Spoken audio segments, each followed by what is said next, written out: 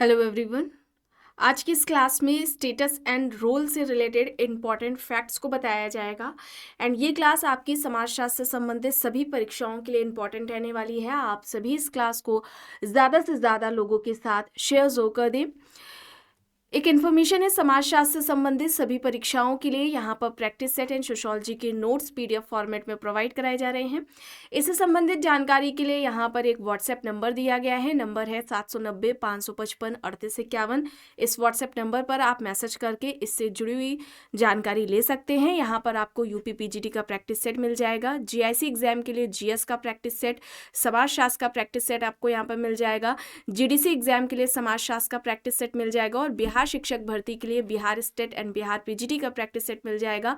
MP assistant professor का समाजशास्त्र का सामान्य अध्ययन का प्रैक्टिस सेट मिल जाएगा।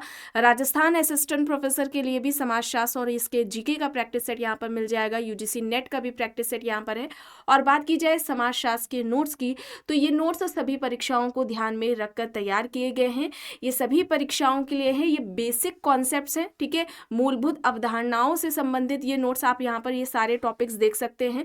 लगभग जो आपका सिलेबस होता है वो सेम होता है, बस थोड़ा बहुत अंतर होता है। तो ये जो भी आप टॉपिक्स देख रहे हैं, ये नोट्स देख रहे हैं, ये सभी एग्जाम्स के लिए हैं और ये यहाँ पर वन लाइनर में दिए गए हैं। ये रिवीजन टाइम के लिए बेस्ट रहने वाले हैं। और इसके अलावा ये थिंकर्स से रिलेटेड नोट्स हैं। इसमें इंडियन थिंकर्स भी दिए गए हैं। कोई भी इससे जुड़ी हुई जानकारी चाहते हैं तो ये यहाँ पर व्हाट्सएप नंबर दिया गया है, इस पर आप मैसेज करके पूरी जानकारी ले सकते हैं। स्टेटस एंड रोल से रिलेटेड हम लोगों ने टोटल 125 प्रश्न देखे हैं क्लास में एंड उसके बाद आज इस क्लास में कुछ इंपॉर्टेंट फैक्ट्स इससे रिलेटेड बताए जा रहे हैं। हालांकि ये जो फैक्ट्स हैं आपको क्लासेस में बताए जा चुके हैं काफ़ी डिटेलिंग में, लेकिन यहाँ पर एक शॉर्ट्स में एक तरीके से आप लोगों के लिए शॉर्ट में बताया जा रहा है। रिविज़न के लिए बेस्ट रहने वाला है क्लास। चलिए, स्टेटस एंड रोल यानी कि प्रस्थिति एवं भूमिका की बात करें, ठीक है, ये यहाँ पर थोड़ा गड़बड़ हो गया। स्टेटस एंड रोल की बात करें तो सबसे पहले भूमिका अवधारणा का प्रयोग किसने किया था? जॉर्ज हर्बर्ट मीड ने, ठीक है। सबसे पहले भूमिका अवधारणा का प्रयोग किसके द्वारा किया गया है? जॉर्ज हर्बर्ट मीड के द्वारा किया गया है। ये जितने भी आपको यहाँ पर फैक्ट्स बताए जा रहे हैं ये सभी एग्जाम्स में पूछे जाते हैं, इन्हें आप ध्यान से देखेंगे। सबसे पहले भूमिका अवधारणा का प्रयोग जॉर्ज हर्बर्ट मीड ने किया। सबसे पहले प्रस्थिति अवधारणा का प्रयोग किसके द्वारा किया गया है? मैक्स वेबर के द्वारा, ठीक है। स्टेटस अवधारणा बोला जाए या फिर शब्द बोला जाए, इसका प्रयोग सबसे पहले किसके द्वारा किया गया है? मैक्स वेबर का। फिर इसके अलावा थर्ड नंबर पे यहाँ पर आप देखिए कि सर्वप्रथम प्रस्थिति एवं भूमिका अवधारणा का वर्णन किसने किया है? तो ये वर्णन किसके द्वारा किया गया है? रॉल्फ लिंटन के द्वारा। प्रस्थिति एवं भूमिका की बात सबसे पहले किसने की थी? रॉल्फ लिंटन ने की थी। प्रस्थिति एवं भूमिका अवधारणा के जनक पूछे जाए, जनक कौन है? तो भी रॉल्फ लिंटन ही होंगे। और संयुक्त रूप से पूछा जाए, संयुक्त रूप से तात्पर्य इस वजह से क्योंकि देखिए सबसे पहले भूमिका की बात की जा चुकी है मीड के द्वारा, प्रस्थिति की बात की जा चुकी है वेबर के द्वारा। संयुक्त रूप से साथ में प्रस्थिति और भूमिका, संयुक्त रूप से यानी कि प्रस्थिति और भूमिका का साथ में, है ना, इस कॉन्सेप्ट का व्यवस्थित वर्णन किसने किया है? तो भी यहाँ पर किसका नाम आएगा? रॉल्फ लिंटन का नाम आएगा, ठीक है। और एक प्रश्न इस तरह से बनता है कि रॉल्फ लिंटन ने प्रस्थिति एवं भूमिका अवधारणा का वर्णन अपनी किस पुस्तक में किया है? तो बुक का नाम है द स्टडी ऑफ मैन, जो कि 1936 में आती है, ठीक है। चलिए आगे देखते हैं। रॉल्फ लिंटन ने देखिए प्रस्थिति के दो प्रकार बताए थे। एक है प्रदत्त प्रस्थिति जो कि जन्म से प्राप्त होती है, जैसे कि जाति, प्रजाति, आयु, लिंग, ये सभी क्या है? व्यक्ति को जन्म से प्राप्त हो रही है। वहीं पर दूसरी ओर अर्जित प्रस्थिति की बात करें तो व्यक्ति से योग्यता से प्राप्त करता है, जैसे कि व्यक्ति डॉक्टर बन रहा है, शिक्षक बन रहा है, तो ये सभी अर्जित प्रस्थिति में आएंगी। और ध्यान रखिए ये दो प्रकार प्रदत्त अर्जित प्रस्थिति के लिंटन ने बताए हैं और इन दोनों में अंतर भी किसने किया है? लिंटन ने ही किया है। प्रदत्त एवं अर्जित प्रस्थिति में अंतर भी किसने किया है? लिंटन ने किया है। टाइप्स भी बताए हैं लिंटन ने। अब यहाँ पर देखिए प्रदत्त प्रस्थिति के निर्धारण के आधार कौन कौन से हैं, ये भी प्रश्नों में पूछा जाता है। ऑप्शन साथ में दे देंगे, पूछ लेंगे अर्जित प्रस्थिति का आधार इनमें से कौन सा नहीं है, या फिर प्रदत्त प्रस्थिति का इनमें से कौन सा आधार है या फिर नहीं है, इस तरह से।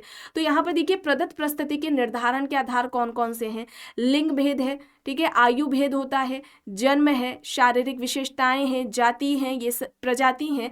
तो ये सभी क्या है, प्रदत्त परिस्थिति के निर्धारण के आधार हैं। आइए अब यहाँ पर अर्जित परिस्थिति के निर्धारण के आधार देख लेते हैं। तो यहाँ पर संपत्ति होगा, व्यवसाय है, शिक्षा है, राजनीतिक सत्ता है, विवाह है, व्यक्ति की उपलब्धियां हैं, ये सभी अर्जित परिस्थिति के निर्धारण में आएंगी। अब अगर हम बात करें परिस्थिति किसे हम कहते हैं, स्टेटस किसे कहते हैं, तो स्टेटस क्या है, आप सभी को ये सभी क्लास में बताया जा चुका है ना। शॉर्ट्स में हम लोग एक तरीके से एक देख रहे हैं, रिवीजन के लिए ठीक रहेगा आप लोगों के लिए। तो परिस्थिति की अगर हम बात करें तो परिस्थिति क्या है, समाज में व्यक्ति का वह पद है जिसके द्वारा उस व्यक्ति को पहचाना जाता है, उसे हम क्या कहते हैं, स्टेटस कहते हैं, ठीक है। सोसाइटी में, समाज में व्यक्ति का जो पद होता है जिसके द्वारा व्यक्ति जाना जाता है, पहचाना जाता है, उसको हम क्या कहेंगे, परिस्थिति कहेंगे। भूमिका की बात करते हैं हम, रोल की बात करते हैं, तो देखिए परिस्थिति से संबंधित कुछ कार्यों को व्यक्ति को करना होता है और उस कार्यों का जो निर्वहन होता है उसको ही हम रोल कहते हैं, ठीक है। तो पद से संबंधित या हम कहें परिस्थिति से संबंधित कार्यों का निर्वहन क्या कहलाता है, रोल कहलाता है, भूमिका कहलाता है। अब देखिए परिस्थिति और भूमिका से संबंधित यहाँ पर कॉन्सेप्ट्स देख लेते हैं। जैसे कि परिस्थिति प्रतीक की अगर हम बात करें, ठीक है, परिस्थिति प्रतीक का जो कॉन्सेप्ट है ये किसके द्वारा दिया गया है, ये मर्टिनडेल के द्वारा दिया गया है। कुछ ऐसी परिस्थितियां होती हैं जिनको प्रतीकों के द्वारा पहचाना जाता है, ठीक है। जैसे कि हम देख सकते हैं पुलिस या डॉक्टर की जो उनका जो पहनावा होता है, उनकी जो ड्रेस होती है, उसके आधार पर हम पहचान सकते हैं, है ना। तो ये परिस्थिति प्रतीक का कॉन्सेप्ट किसका हो गया, मर्टिनडेल का हो गया। ध्रुवीय परिस्थिति का कॉन्सेप्ट किसने दिया था, रॉबर्ट बियरस्टेड ने दिया था। ध्रुवीय परिस्थिति जो कि युग्म में होती है ना, एक परिस्थिति के अभाव में हम दूसरी परिस्थिति की बात नहीं कर सकते हैं। जैसे कि माता पिता हो गया, ठीक है, दुकानदार ग्राहक हो गया, दुकानदार ग्राहक हो गया, तो ये किस में आएंगे, ये युग्मीय परिस्थिति में आएंगी। मुख्य परिस्थिति का कॉन्सेप्ट किसका है, मुख्य परिस्थिति का हिलर का कॉन्सेप्ट है। अब हिलर क्या कहते हैं, देखिए व्यक्ति की सब एक परिस्थिति तो होती नहीं है, ठीक है, व्यक्ति की कई सारी परिस्थिति होती है। उन सभी परिस्थितियों में से एक ऐसी परिस्थिति होती है जिसके द्वारा वह समाज में जाना जाता है, पहचाना जाता है और समाज उस परिस्थिति को, उस व्यक्ति की परिस्थिति को अधिक महत्व देता है।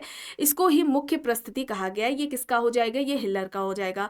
परिस्थिति असंगतता की बात करें तो ये जो परिस्थिति असंगतता का जो कॉन्सेप्ट है ये किसके द्वारा दिया गया है, परिस्थिति असंगतता का जो कॉन्सेप्ट है ये किसने दिया है, ये लेंस्की द्वारा दिया गया है। परिस्थिति असंगतता का जो कॉन्सेप्ट है ये किसके द्वारा दिया गया है, लेंस्की के द्वारा दिया गया। आपको बताया था कि एक व्यक्ति की ऐसी परिस्थिति होती है जो कि उच्च होती है, ठीक है, व्यक्ति की एक परिस्थिति है जो ज्यादा मतलब कि अत्यधिक उच्च है और जिस परिस्थिति से संबंधित उसको मान सम्मान प्रतिष्ठा शक्ति ये सभी मिल रही है। वहीं पर व्यक्ति की एक दूसरी परिस्थिति है जो कि निम्न परिस्थिति है ना। ये कास्ट हो सकता है उस व्यक्ति का जिसके लिए उस पर कई सारी जो निर्योग्यताएं हैं वो समाज आरोपित करता है। तो ये क्या है, परिस्थिति असंगतता कहलाता है। ये लेंस्की का कॉन्सेप्ट है। परिस्थिति तनाव का कॉन्सेप्ट किसके द्वारा दिया गया है, पार्सन्स के द्वारा दिया गया है। परिस्थिति कुंठा का कॉन्सेप्ट किसके द्वारा दिया गया है, ये कोहेन के द्वारा दिया गया है। अब यहाँ पर देखिए परिस्थिति सकुल की अगर हम बात करें, रोल सेट किसे कहते हैं, तो आप सभी को बताया गया है रोल सेट, ये सभी इंपॉर्टेंट है, एग्जाम्स में अक्सर पूछ लिया जाता है। जो यहाँ पर परिस्थिति सकुल की बात हो रही है, ठीक है, तो समस्त परिस्थितियों का योग है ना, समस्त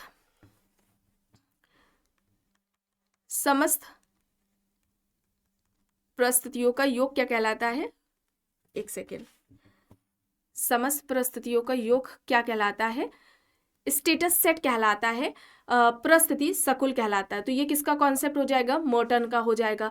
बहुल भूमिका की अगर हम बात करें तो बहुल भूमिका क्या होती है, स्टेटस सेट का ही हम कह सकते हैं गतिशील पहलू। यानी कि स्टेटस सेट क्या होता है, व्यक्ति की कई सारी परिस्थिति हैं, अब उन सभी परिस्थितियों से संबंधित भूमिकाओं का निर्वहन करेगा व्यक्ति, तो उसको हम क्या कहेंगे, मल्टीपल रोल कहेंगे। रोल सेट से तात्पर्य यहाँ पर यह है कि व्यक्ति एक परिस्थिति से कई सारी भूमिकाओं का निर्वहन कर रहा है। जैसे कि व्यक्ति, आप आपको डॉक्टर वाला एग्जाम्पल देकर बताया गया था कि एक डॉक्टर है, वो मरीजों का इलाज कर रहा है, नर्स को सुझाव दे रहा है, ठीक है, मेडिकल रिप्रेजेंटेटिव से दवाइयों की जानकारी भी लेता है, तो ये सभी किस में आएगा, रोल सेट में आएगा। परिस्थिति अनुक्रम क्या होता है, परिस्थिति अनुक्रम होता है जो व्यक्ति के एक के बाद व्यक्ति अपने जीवन काल में एक के बाद एक परिस्थितियों को धारण करता है। जैसे कि पुत्र हुआ, ठीक है, पुत्र के बाद वो क्या बनेगा, किसी का पति बनेगा, पिता बनेगा, फिर दादा बनेगा। तो ये क्या है, अनुक्रम है, अनुक्रम में लगी हुई परिस्थितियां, तो ये मर्टन का हो जाएगा। इसके अलावा परिस्थिति प्रतिमान की बात करें, ये मर्टन ने दिया है। परिस्थिति प्रतिष्ठा की बात करें तो ये वार्नर का हो जाएगा, ख्याति सूचक उपागम वाला, ये वार्नर के द्वारा दिया गया। फिर आता है परिस्थिति समूह, ये किसका हो जाएगा, मैक्स वेबर।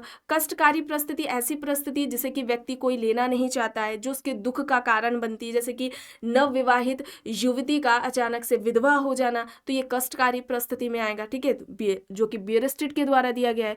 अब यहाँ पर देखिए बुनियादी भूमिका किसका कॉन्सेप्ट है, बेंटन का है।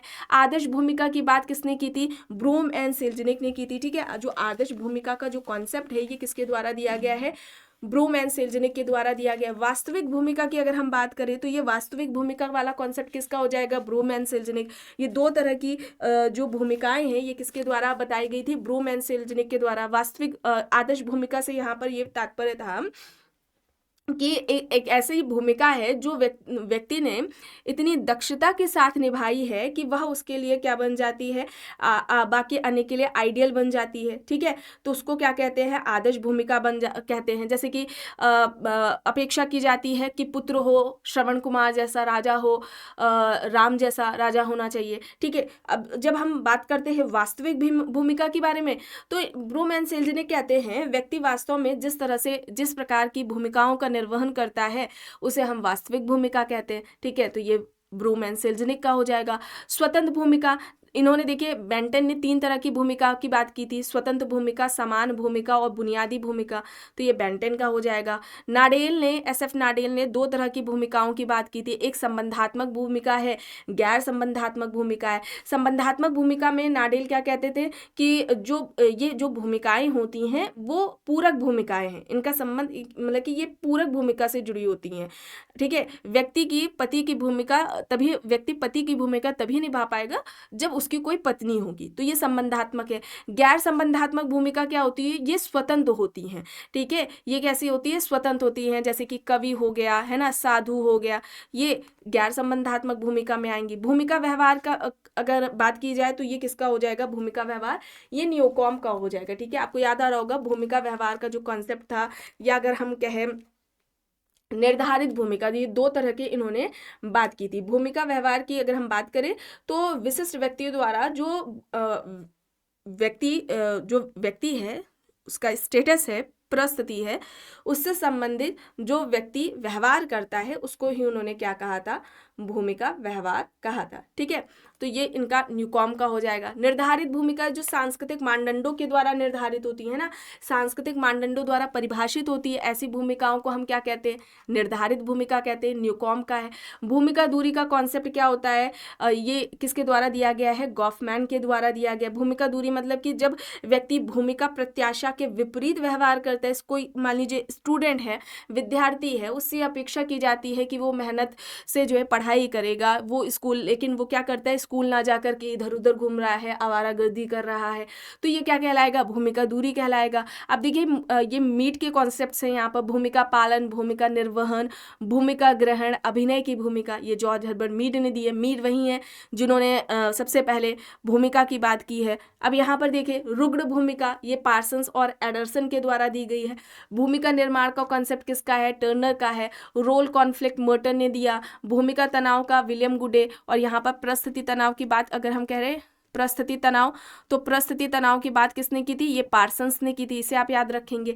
प्रतिनिधि की भूमिका नाडेल ने दी। भूमिका संरचना की बात किसने की थी, लिंटन ने की थी, ठीक है। आपको बताया गया था भूमिका जो संरचना है, इसका जो कॉन्सेप्ट है वो किसके द्वारा किया गया है, मतलब कि कॉन्सेप्ट जो दिया गया है वो लिंटन के द्वारा दिया गया था। इन्होंने कहा था प्रत्येक सामाजिक व्यवस्था में कई सारी भूमिकाएं होती हैं और उन समस्त भूमिकाओं के संकलन को, या हम कहें वो उनकी सभी भूमिकाओं का जो योग कहलाता है उसको ही रोल स्ट्रक्चर कहा था। ठीक है, कई सारी प्रत्येक सामाजिक व्यवस्था में कई तरह की भूमिकाएं होती हैं, उन सभी भूमिकाओं के सम्मिलित रूप को हम रोल स्ट्रक्चर कहते हैं। परिवार की भूमिका से एग्जाम्पल देकर आपको बताया गया था, परिवार में पति पत्नी, माता पिता, बच्चे, दादा दादी, नाना नानी, चाचा ताऊ, ये सभी रहते हैं। तो ये परिवार की क्या हो गई, भूमिका संरचना हो गई। अब यहाँ पर देखिए प्रतिभूमिका, ये किसका हो जाएगा, पार्सन्स का, और ये रोल आइडल वाला कॉन्सेप्ट किसका हो जाएगा, मर्टन का हो जाएगा। चलिए अब यहाँ पर हाँ ठीक है, इतने सारे फैक्ट्स थे जो कि आपको यहाँ पर बताए गए हैं। ठीक है, ये सारे इंपॉर्टेंट्स हैं, ये डायरेक्टली कॉन्सेप्ट मैचिंग में आपको दे देते हैं, पूछना बताया जाता है, वहाँ पर बताना होता है, या फिर डायरेक्टली भी कॉन्सेप्ट देकर पूछ लिया जाता है, या स्टेटमेंट देकर भी बताया जाता है। आपको इससे रिलेटेड क्वेश्चंस कराए गए थे। देखिए, ये अर्जित और प्रदत्त परिस्थिति के निर्धारण से संबंधित प्रश्न भी पूछा जाता है। ठीक है, टाइप्स पूछ लिया जाएगा। ये इंपॉर्टेंट फैक्ट्स थे जो कि आपको आज इस क्लास में बताए गए हैं। ये सारे जो प्रश्न हैं आपको क्लासेस में कराए गए हैं। स्टेटस एंड रोल, प्रस्तुति एवं भूमिका नाम से आपको ये फोल्डर चैनल के प्लेलिस्ट में मिल जाएगा। आपको वहाँ पर ये सारी क्लासेस आपको मिल जाएंगी। आई होप आपको ये क्लास पसंद आई होगी। अगर पसंद आई है तो प्लीज़ लाइक करिएगा, कमेंट करके ज़रूर बताइएगा। चैनल पर अगर आप नए हैं तो चैनल को भी ज़रूर सब्सक्राइब कर लीजिएगा, एंड इस वीडियो को जितना हो सके ज़्यादा से ज़्यादा लोगों के साथ शेयर भी सर्व करिएगा।